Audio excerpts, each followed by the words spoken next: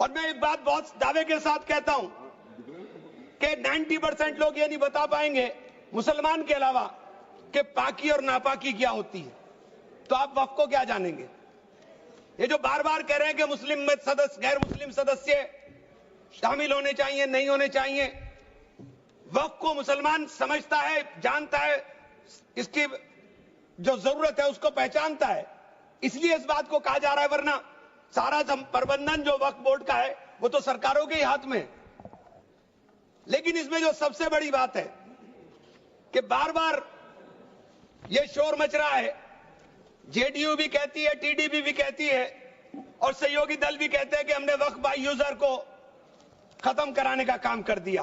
सौगाते मोदी में सीट की सवैयां नहीं चाहिए, हमें सौगाते मोदी में शिक्षा दे दीजिए, हमें सौगाते मोदी में रोजगार दे दीजिए, हमें सौगाते मोदी के अंदर मोहब्बत दे दीजिए। ये जो गोलियां छातियों पर लगती है ये मारना बंद करा दीजिए, हमें सौगाते मोदी में ये कानून देने का काम कर दीजिए। बहुत बहुत इमरान मसूद जी, इमरान मसूद जी। धन्यवाद अध्यक्ष जी। माननीय सभापति महोदय, बाबा साहेब भीमराव अंबेडकर से लिखे हुए इस संविधान में बाबा साहेब भीमराव अंबेडकर ने हमारे संरक्षण का, देश के अंदर रहने वाले प्रत्येक नागरिक के संरक्षण का वादा किया। बाबा साहेब ने कहा राजनीतिक लोकतंत्र तब तक नहीं टिक सकता जब तक उसके आधार में सामाजिक लोकतंत्र न हो। और सामाजिक लोकतंत्र का अर्थ है एक ऐसी जीवन शैली जो स्वतंत्रता, समानता और बंधुत्व के जीवन के सिद्धांतों के रूप में मान्यता देती है।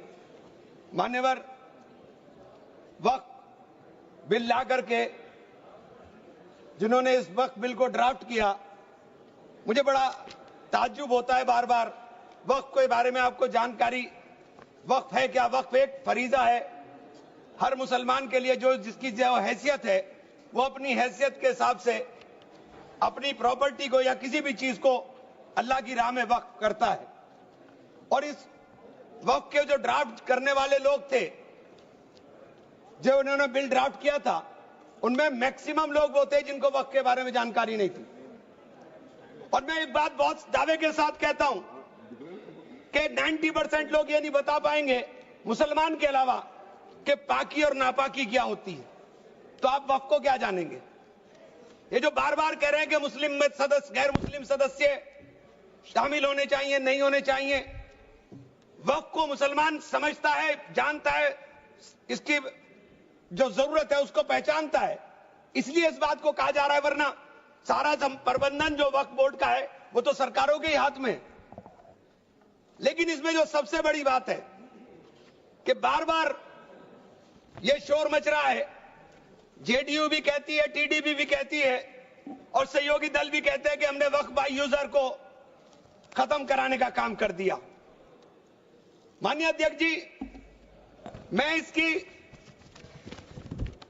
धारा 3R1 को, जिसके अंदर वक्फ बाय यूजर था, उसको हटा दिया गया और क्या शामिल किया गया, मैं ये पढ़ करके बता रहा हूं। ये बिल है, इसके अंदर लिखा है, परंतु वक्फ संशोधन अधिनियम 2025 के प्रारंभ पर या उसके पूर्व उपयोगकर्ता द्वारा वक्फ के रूप में रजिस्ट्रीकृत संपत्तियों को उपयोगकर्ता द्वारा विद्यमान वक्फ इसके वक्फ संपत्ति के रूप में बना रहेगा, सिवाय, बस आगे आ गया काम, सिवाय संपत्ति पूर्णतः या भागतः विवादाग्रस्त है या कोई सरकारी संपत्ति है।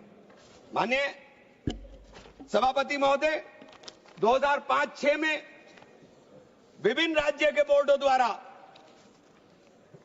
सच्चर कमेटी के समक्ष ये कहा गया, दिल्ली में 316, राजस्थान में 60, कर्नाटक में 42, मध्य प्रदेश में 53, उत्तर प्रदेश में 60, उड़ीसा में 53 ऐसी प्रॉपर्टी हैं जिनके ऊपर सरकार के कब्जा किया हुआ है। इसके बाद जब ये लागू हो जाएगा तो इसके ऊपर से वक्फ का अधिकार खत्म हो जाएगा। दूसरी चीज मैं कहना चाह रहा था, जब आपने सिवाय संपूर्ण और पूर्णतः लिखा और या भागतः लिखा, तो आपने पूरी तैयारी कर करके लिखा। उत्तर प्रदेश इसका सबसे बड़ा उदाहरण है।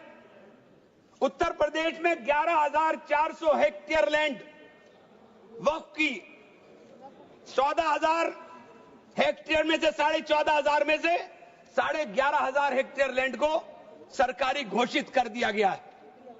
78% लैंड को सरकारी बता दिया गया है। और सरकारी लैंड कौन सी है? उसमें इमामबाड़ा है, उसमें प्राचीन मस्जिदें हैं, उसमें 500-500 साल के पुराने कब्रिस्तान हैं, उसमें ईदगाहें हैं, गांव-गांव के अंदर बनी हुई मसाजिद हैं। और आप कह रहे हैं कि आपने वक्फ बाय यूजर खत्म करा दिया। ये इतना बड़ा हथियार दे दिया कि आप जाइए, लड़ते रहिए।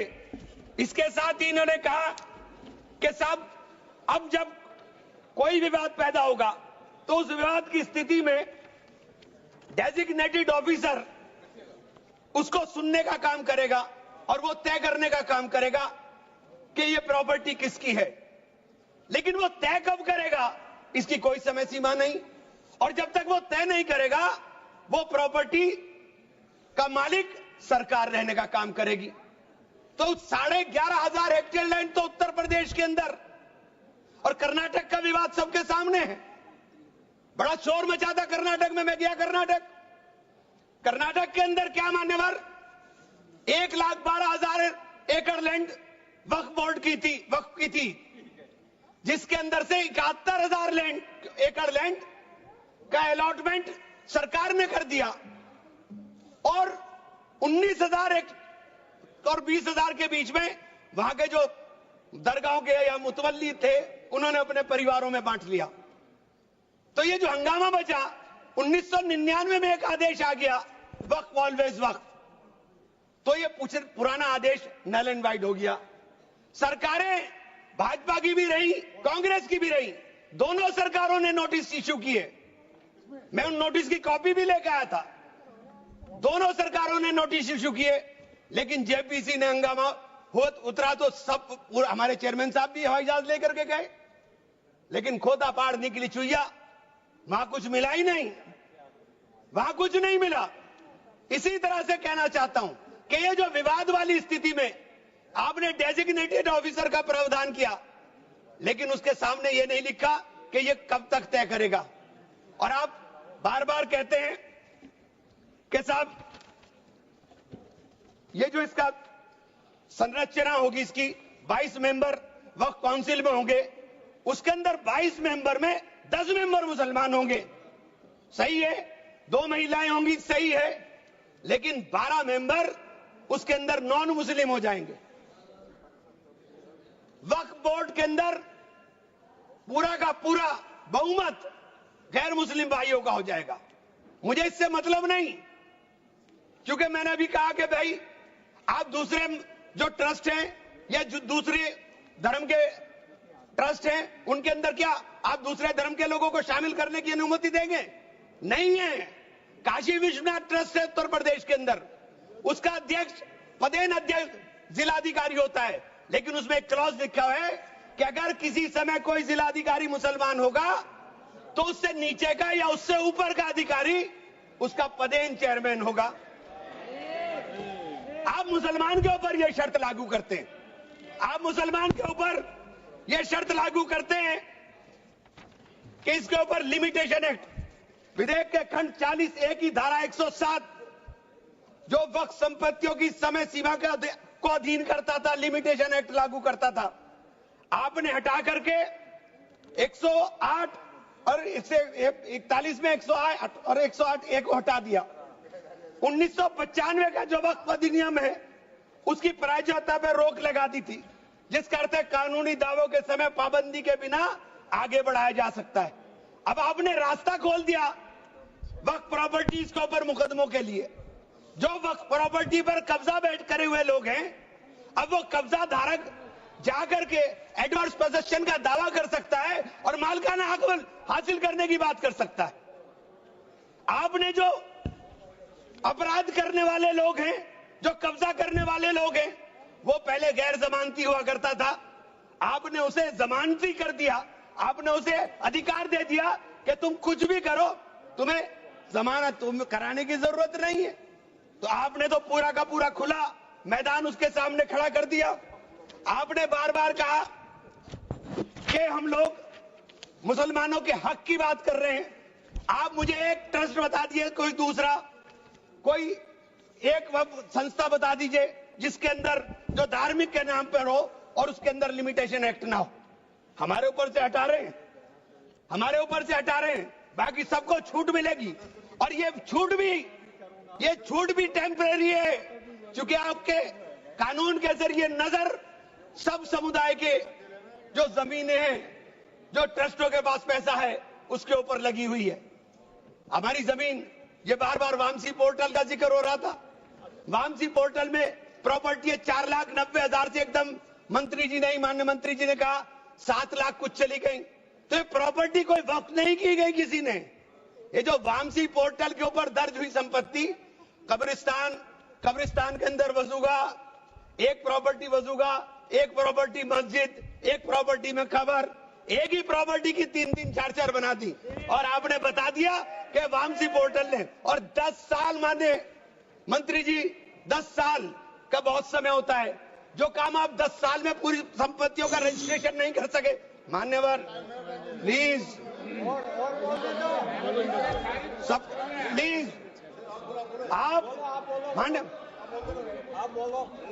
नहीं, वामसी पोर्टल पर आपने बार बार 10 साल में काम नहीं कर सके। आप कह रहे हैं कि 6 महीने के अंदर सारी संपत्तियों का रजिस्ट्रेशन करा लेना, और सारी संपत्तियों का अगर रजिस्ट्रेशन नहीं होगा तो वो संपत्तियां वक्फ की नहीं बचेंगी। रजिस्ट्रेशन कौन करेगा? रजिस्ट्रेशन आपके अधिकारी करेंगे। जब 10 साल में नहीं कर सके तो 6 महीने में कैसे करेंगे? और ये पूरी तरीके से संविधान विरोधी कानून है। साथ अनुच्छेद 14, अनुच्छेद 16, अनुच्छेद 26 और अनुच्छेद 25 का सीधे ओवरलैपिंग करने का काम करता है। आपसे अनुरोध है कि मैंने 2 मिनट का समय और दे दें। ये बार बार कहते हैं कि प्रैक्टिसिंग मुस्लिम।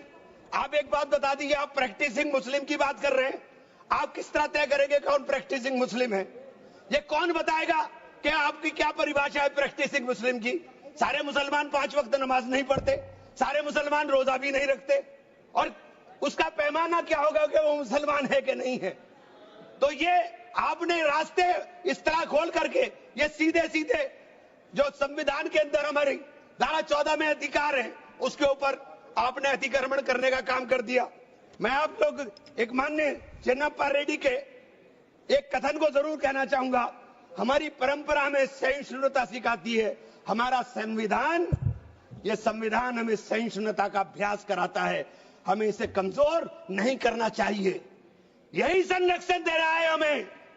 ये बाबा साहब के सपनों का संविधान है कि उन्होंने देश के अंदर रहने वाले प्रत्येक नागरिक को, जो गरीब से गरीब नागरिक है, उसको वो अधिकार दिया जो सामने बैठे हुए हमारे प्रधानमंत्री को होगा। वो ये अधिकार बाहर सड़क पर बैठे हुए एक मजदूर को होने का काम होगा। ये बाबा साहब का संविधान है। मान्यवर, इसे कमजोर करने का काम मैं आप हाथ जोड़कर विनती करता हूं। अभी हमें सौगाते मोदी मिली, 1 सेकंड, हमें सौगाते मोदी मिली। हमें सौगाते मोदी में ईद की सवैयां नहीं चाहिए, हमें सौगाते मोदी में शिक्षा दे दीजिए, हमें सौगाते मोदी में रोजगार दे दीजिए, हमें सौगाते मोदी के अंदर मोहब्बत दे दीजिए।